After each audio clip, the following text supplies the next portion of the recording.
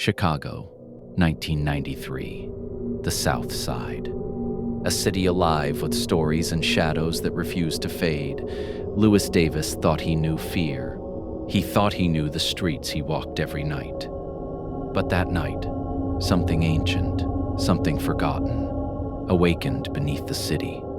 They say basements hold memories. They say ghosts are just stories we tell ourselves. But when the air turns cold without reason, when whispers echo where no one is, and shadows move on their own, maybe those stories are real. Tonight, you're about to step into one of them. This is not just a story of fear. It's a story of what watches, waits, and remembers. And for Louis Davis, there was no escaping it. Lewis Davis had grown up on the south side of Chicago, in a neighborhood alive with voices, music, and the constant hum of the city. At 22, he balanced college classes and a night job as a security guard at the old community center. The center, once vibrant, had fallen into neglect over the years, peeling paint, rusty lockers, and creaking floorboards telling stories of a forgotten past. Rumors surrounded the basement. Some said objects moved on their own. Others whispered of cold spots that froze the air and the spine alike. And yet, Louis never believed in ghosts. Ghosts weren't real, at least that's what he told himself. One Friday evening, the youth group needed help clearing old boxes. Louis, eager to earn extra pay, stayed late. The center was quiet, almost unnervingly so, save for the distant hum of traffic outside. He locked the main hall, the echoes of his footsteps bouncing off the walls. The basement door loomed ahead. Faded signs warned of low ceilings and old wiring. Lewis paused, a small chill brushing his neck. The night seemed ordinary, yet beneath the center something waited. As he descended, the air turned heavy, stale, and faintly metallic. The basement smelled of damp wood and rust. Boxes of forgotten toys, old holiday decorations, and decayed furniture littered the floor. It was a tomb of memories. Lewis pulled a box from the corner, and something fell to the ground. A cracked photograph. The photo was old, faded, a group of children from decades ago. Most faces were blurred with time, except one boy who seemed familiar. His eyes stared straight at Louis, hollow and unblinking. And in that moment, Louis felt something. Watching him. Lewis's pulse quickened as the basement lights flickered. He chalked it up to faulty wiring, but the shadows seemed to deepen unnaturally, stretching and twisting across the walls. Then he heard it. A thud. Heavy. Deliberate. Something had fallen. Or perhaps moved. Rational thought battled instinct. It's just boxes, Louis whispered to himself. Yet the hairs on his arms stood on end. He turned toward the shadows and caught a fleeting glimpse of movement. Something darting just out of sight. A sudden cold breeze swept past him, carrying the faint scent of rain on asphalt. A scent he knew from childhood. But that breeze had a weight, a presence, and then a whisper. It was soft at first, unintelligible, a fragmented voice like the scratching of chalk across a blackboard. Help me. His heart pounded, echoing in his ears louder than the faint hum of the city above. The photo on the floor shimmered as if lit from within. The boy's eyes seemed alive, fixated on Louis. He took a cautious step back, and the door slammed shut. The basement plunged into darkness.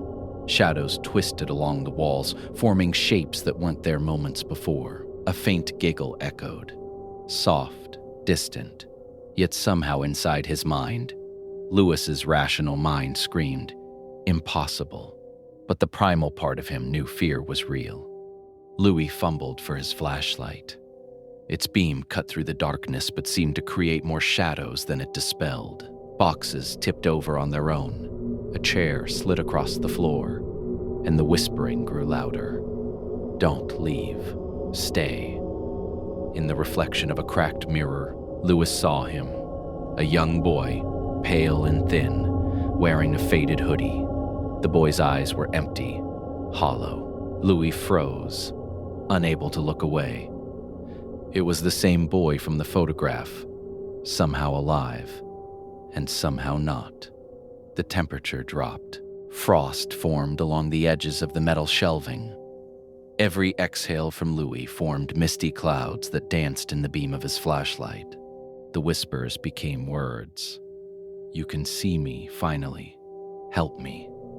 Objects tumbled behind him. A metal bucket clanged to the floor, boxes spilling their contents. Footsteps, heavy but fleeting, circled him. Louis realized this wasn't just a basement. This was a place where pain lingered. Trapped, he remembered his grandmother's stories, whispered late at night. Spirits of those who suffered, who couldn't leave. "A city remembers," she said. "Even when you forget, they wait." Louis's fear wrestled with curiosity. He needed to know why. And as he shined his light further, the boy stepped forward, silent, beckoning. Louis took a deep breath. His hands shook, flashlight trembling. "I see you," he said softly. "I know you're here. You're not alone." The boy froze. Then, slowly, the air shifted. The whispers softened. The shadows pulled back slightly. Louis spoke again, telling the boy he wouldn't leave him trapped. He acknowledged the pain, the loneliness, the memories that bound the spirit to this world. And then, a final exhale of cold air swept past, and the lights flickered back on. The basement door creaked open. The photograph was gone. The boy, gone. Louis climbed the stairs, chest tight with exhaustion. Mind racing, he had faced fear in a way he never thought possible, and somehow in facing it, he felt a strange peace. Louis returned to the south side, changed. The basement still stood, quiet, untouched by anyone who didn't know. But Louis understood that some ghosts were memories, waiting for someone to see them, acknowledge them, and release them. He began volunteering, mentoring kids, sharing stories not of horror, but of awareness. The city had its ghosts, not just of legends, but of pain, loss, and memory. And sometimes, the bravest thing you could do was face them.